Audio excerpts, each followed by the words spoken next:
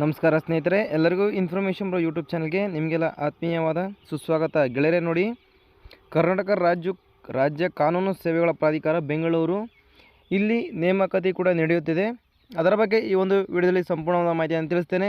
ಯಾವ ಹುದ್ದೆಗಳು, ಎಷ್ಟು ಹುದ್ದೆಗಳು, ಲಾಸ್ಟ್ ಡೇಟ್ ಯಾವುದು, ಸ್ಟಾರ್ಟಿಂಗ್ ಡೇಟ್ ಯಾವುದು, ಎಲ್ಲ ಒಂದು ಮಾಹಿತಿಯನ್ನು ಈ ಒಂದು ವಿಡಿಯೋದಲ್ಲಿ ತಿಳಿಸ್ತೇನೆ. ವಿಡಿಯೋವನ್ನು ಸ್ಕಿಪ್ ಮಾಡಿದ್ರೆ ದಯವಿಟ್ಟು ವಿಡಿಯೋನ ಸಂಪೂರ್ಣವಾಗಿ ನೋಡಿ ಸ್ನೇಹಿತರೆ. ಹಾಗೆ ದಯವಿಟ್ಟು ನಮ್ಮ ಚಾನಲ್ ಸಬ್ಸ್ಕ್ರೈಬ್ ಆಗಿಲ್ಲದ್ರೆ ಕೆಳಗಡೆ ಚಾನಲ್ನ ಪಕ್ಕ ಸಬ್ಸ್ಕ್ರೈಬ್ ಬಟನ್ ಇದೆ, ದಯವಿಟ್ಟು ಸಬ್ಸ್ಕ್ರೈಬ್ ಮಾಡಿಕೊಂಡು ವಿಡಿಯೋವನ್ನು ನೋಡಿ. ನಾವು ಆಗ್ತಕ್ಕಂಥ ಎಲ್ಲ ಉದ್ಯೋಗ ಮಾಹಿತಿಗಳು ನಿಮಗೆ ನೋಟಿಫಿಕೇಷನ್ ಮುಖಾಂತರ ಬರಬೇಕಂತಂದರೆ ಬರ್ತಕ್ಕಂಥ ಬೆಲ್ ಐಕಾನ್ ಕೂಡ ನೀವು ಇಲ್ಲಿ ಕ್ಲಿಕ್ ಮಾಡ್ಬೋದು ಸ್ನೇಹಿತರೆ. ನೋಡಿ, ಕರ್ನಾಟಕ ರಾಜ್ಯ ಪತ್ರ ಅಧಿಕೃತವಾಗಿ ಪ್ರಕಟಿಸಲಾಗಿದೆ. ಕರ್ನಾಟಕ ರಾಜ್ಯ ಕಾನೂನು ಸೇವೆಗಳ ಪ್ರಾಧಿಕಾರ ಬೆಂಗಳೂರು ಅಧಿಸೂಚನೆಯನ್ನು ಹೊರಡಿಸಿತ್ತು. 16 ಏಪ್ರಿಲ್ 2026 ಅಧಿಸೂಚನೆಯಲ್ಲಿ ಬಿಡುಗಡೆ ಮಾಡ್ತಾರೆ ಸ್ನೇಹಿತರೆ. ಶಾಖಾಧಿಕಾರಿ ಹುದ್ದೆಗಳಿಗಾಗಿ ಅಭ್ಯರ್ಥಿಗಳ ನೇರ ನೇಮಕಾತಿ, ಸರಿನಾ? ನೋಡಿ, ಇಲ್ಲಿ ಶಾಖಾಧಿಕಾರಿ ಹುದ್ದೆಗಳಿಗೆ ಇಲ್ಲಿ ನೇರ ನೇಮಕಾತಿ ಮೂಲಕ ನಿಮ್ಮನ್ನು ಇಲ್ಲಿ ಹುದ್ದೆಗೆ ನೇಮಕಾತಿಯನ್ನು ಮಾಡ್ಕೊಳ್ತಾರೆ ಸ್ನೇಹಿತರೆ. ಆನ್ಲೈನ್ ಮೂಲಕ ಅರ್ಜಿ ಸಲ್ಲಿಸಲು ಕೊನೆಯ ದಿನಾಂಕ ಯಾವುದಪ್ಪ ಅಂತಂದರೆ 15/5/2026 ದಿನಾಂಕದೊಳಗೆ ನೀವು ಇಲ್ಲಿ ಆನ್ಲೈನ್ ಮೂಲಕ ಅರ್ಜಿಗಳನ್ನು ಇಲ್ಲಿ ನೀವು ಸಲ್ಲಿಸಿಕೊಳ್ಳಬೇಕಾಗುತ್ತೆ. ಅದರ ಬಗ್ಗೆ ಊಟದಲ್ಲಿ ಸಂಪೂರ್ಣ ಮಾಹಿತಿಯನ್ನು ತಿಳಿಸ್ತೇನೆ. ವಿಡಿಯೋವನ್ನು ಸಂಪೂರ್ಣವಾಗಿ ನೋಡಿ ಸ್ನೇಹಿತರೆ. ನೋಡಿ, ಕರ್ನಾಟಕ ರಾಜ್ಯ ಕಾನೂನು ಸೇವೆಗಳ ಪ್ರಾಧಿಕಾರ ಬೆಂಗಳೂರು ಇಲ್ಲಿ 17 ಒಟ್ಟು ನೋಡಿ ಟೋಟಲ್ 17 ಹುದ್ದೆಗಳು ಇಲ್ಲಿ ಖಾಲಿವೆ. ಶಾಖಾಧಿಕಾರಿ ಹುದ್ದೆಗಳಿಗೆ ಉಳಿದ ಮೂಲ ವೃಂದದ ಅಡಿಯಲ್ಲಿ ನೇರ ನೇಮಕಾತಿಗೆ ಅರ್ಜಿಗಳನ್ನು ಸಲ್ಲಿಸಲು ಈ ಕೆಳಕಂಡಂತೆ ನಿಗದಿಪಡಿಸಿರುವ ಅಗತ್ಯ ಮತ್ತು ಇತರ ಅರ್ಹತೆಯ ಷರತ್ತುಗಳನ್ನು ಪೂರೈಸುವ ಅಭ್ಯರ್ಥಿಗಳು ಆನ್ಲೈನ್ ಅರ್ಜಿಯನ್ನು ಸಲ್ಲಿಸಬಹುದೆಂದು ಇಲ್ಲಿ ಸೂಚಿಸಿದ್ದಾರೆ ಸ್ನೇಹಿತರೆ. ನೋಡಿ, ಹುದ್ದೆಗಳ ವರ್ಗೀಕರಣ ನೋಡಿ, ಒಟ್ಟು 17 ಹುದ್ದೆಗಳಿಗೆ ವರ್ಗೀಕರಣವನ್ನು ಮಾಡಿದ್ದಾರೆ ಸ್ನೇಹಿತರೆ, ಸರಿನಾ? ನೋಡಿ, ಪ್ರವರ್ಗಗಳು ನೋಡಿ, ಸಾಮಾನ್ಯ ಅಭ್ಯರ್ಥಿಗಳಿಗೆ ಮೀಸಲು ರಹಿತ 2, ಮಹಿಳಾ ಅಭ್ಯರ್ಥಿಗೆ 3, ಗ್ರಾಮೀಣ ಅಭ್ಯರ್ಥಿಗೆ 2 ಮತ್ತು ವಿಶೇಷ ವಿಕಲಚೇತನ ಅಭ್ಯರ್ಥಿಗಳಿಗೆ 1 ಹುದ್ದೆ ಖಾಲಿದೆ. ಒಟ್ಟು 8 ಹುದ್ದೆಗಳು ಖಾಲಿವೆ ಸ್ನೇಹಿತರೆ ಸಾಮಾನ್ಯ ಅಭ್ಯರ್ಥಿಗಳಲ್ಲಿ. ಪರಿಶಿಷ್ಟ ಜಾತಿಯಲ್ಲಿ ಮೀಸಲು ರಹಿತ 1, ಮಹಿಳಾ ಅಭ್ಯರ್ಥಿಗೆ 1 ಮತ್ತು ಗ್ರಾಮೀಣ ಅಭ್ಯರ್ಥಿಗಳಿಗೆ 1 ಹುದ್ದೆ ಮೀಸಲಿಟ್ಟಿದ್ದಾರೆ. ಪರಿಶಿಷ್ಟ ಪಂಗಡದಲ್ಲಿ ಮೀಸಲು ರಹಿತವರಿಗೆ 1 ಹುದ್ದೆ, ಪ್ರವರ್ಗ 1ರಲ್ಲೂ ಕೂಡ ಮೀಸಲಾತಿ ರಹಿತ 1 ಹುದ್ದೆ, ಪ್ರವರ್ಗ 2ಎಗೆ ಮೀಸಲು ರಹಿತ 1 ಮತ್ತು ಮಹಿಳಾ ಅಭ್ಯರ್ಥಿಗೆ 1 ಹುದ್ದೆ, ಪ್ರವರ್ಗ 2ಎನಲ್ಲಿ ಮೀಸಲು ರಹಿತ 1 ಖಾಲಿದೆ ಸ್ನೇಹಿತರೆ. ಪ್ರವರ್ಗ 2ಬಿನಲ್ಲಿ ಮೀಸಲು ರಹಿತ 1, ಪ್ರವರ್ಗ 3ಎನಲ್ಲಿ 1 ಹುದ್ದೆ ಖಾಲಿದೆ ಮೀಸಲು ರಹಿತನವರಿಗೆ. ಪ್ರವರ್ಗ 3ಬಿಗೆ ಯಾವುದೇ ರೀತಿಯಲ್ಲಿ ಹುದ್ದೆಗಳು ಇಲ್ಲಿ ಮೀಸಲಿಟ್ಟಿಲ್ಲ ಸ್ನೇಹಿತರೆ.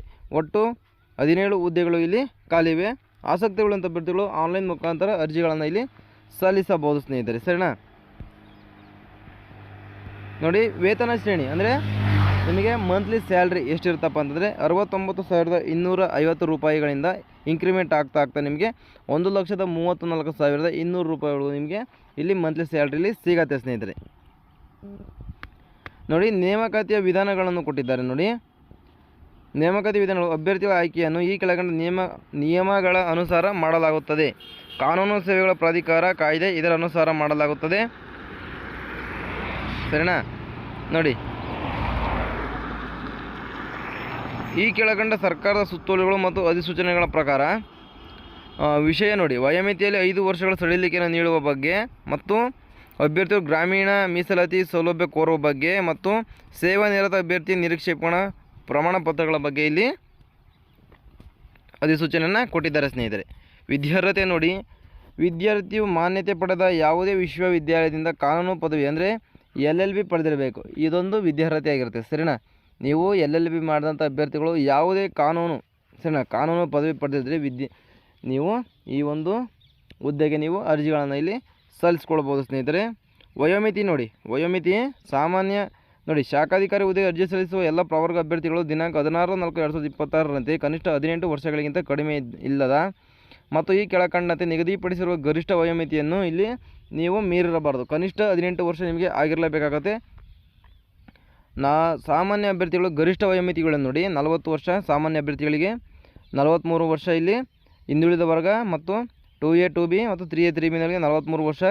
ಇಲ್ಲಿ ಪರಿಶಿಷ್ಟ ಜಾತಿ, ಪರಿಶಿಷ್ಟ ಪಂಗಡ, ಇತರೆ ಹಿಂದುಳಿದ ವರ್ಗಗಳ ಸೇರಿದ ಪ್ರವರ್ಗ 1ಕ್ಕೆ 45 ವರ್ಷಗಳಲ್ಲಿ ಗರಿಷ್ಠ ವಯೋಮಿತಿಯಲ್ಲಿ ನಿಗದಿಯನ್ನು ಪಡಿಸಿದ್ದಾರೆ ಸ್ನೇಹಿತರೆ. ಕನಿಷ್ಠ 18, ಗರಿಷ್ಠ 45 ವರ್ಷ, ಸರಿನಾ, ಆಯಾ ವರ್ಗದವರಿಗೆ. ಅರ್ಜಿ ಶುಲ್ಕ ಯಾವ ರೀತಿ ಕಟ್ಟಬೇಕಪ್ಪ ಅಂತಂದರೆ ಎಷ್ಟಿರುತ್ತಪ್ಪ ಅಂತಂದರೆ, ಅಭ್ಯರ್ಥಿಯು ಆನ್ಲೈನ್ ಅರ್ಜಿಯಲ್ಲಿ ಉಲ್ಲೇಖಿಸಿರುವಂತೆ UPI, net banking, debit card ಪಾವತಿ ಗೇಟ್ವೇ ಮೂಲಕ ಅರ್ಜಿ ಶುಲ್ಕವನ್ನು ಪಾವತಿಸಬೇಕು. ಅಭ್ಯರ್ಥಿಗಳಿಗೆ ನಿಗದಿಪಡಿಸಿದ ಶುಲ್ಕ ಈ ಕೆಳಗಿನಂತೆ ಇರುತ್ತೆ ನೋಡಿ. ಸಾಮಾನ್ಯ ಅಭ್ಯರ್ಥಿ ಇತರೆ ಹಿಂದುಳಿದ ವರ್ಗಗಳ ಪ್ರವರ್ಗ ಅಂದರೆ 2A 2B 3A 3B ನವರಿಗೆ 1000 ರೂಪಾಯಿ ಅರ್ಜಿ ಶುಲ್ಕ ಇರುತ್ತೆ. ಪರಿಶಿಷ್ಟ ಜಾತಿ ಮತ್ತು ಪರಿಶಿಷ್ಟ ಪಂಗಡ ಇತರೆ ಹಿಂದುಳಿದ ವರ್ಗಕ್ಕೆ ಸೇರಿದ ಪ್ರವರ್ಗ 1 ಹಾಗೂ ಅಂಗವೈಕಲ್ಯವುಳ್ಳ ಅಭ್ಯರ್ಥಿಗಳಿಗೆ 500 ರೂಪಾಯಿ ಫೀಸ್ ಕೂಡ ಇಲ್ಲಿ ಕೊಟ್ಟಿದ್ದಾರೆ, ನಿಗದಿಪಡಿಸಿದ್ದಾರೆ ಸ್ನೇಹಿತರೆ. ಆನ್ಲೈನ್ ಮೂಲಕ ನೀವು ಇಲ್ಲಿ ಫೀಸ್ ಪೇಮೆಂಟ್ನ ಮಾಡಬೇಕಾಗತ್ತೆ, ಸರಿನಾ. ನೋಡಿ, ಅಭ್ಯರ್ಥಿಯು 15/5/2026 ರಾತ್ರಿ 11:59 ಗಂಟೆ ಒಳಗೆ ಅರ್ಜಿಗಳನ್ನು ಸಲ್ಲಿಸಿ ಶುಲ್ಕಗಳನ್ನು ಕೂಡ ನೀವು ಅವತ್ತೇ ಪೇಮೆಂಟ್ನ ನೀವು ಮಾಡಬೇಕಾಗತ್ತೆ ಸ್ನೇಹಿತರೆ, ಸರಿನಾ. ಸಂದರ್ಶನಕ್ಕೆ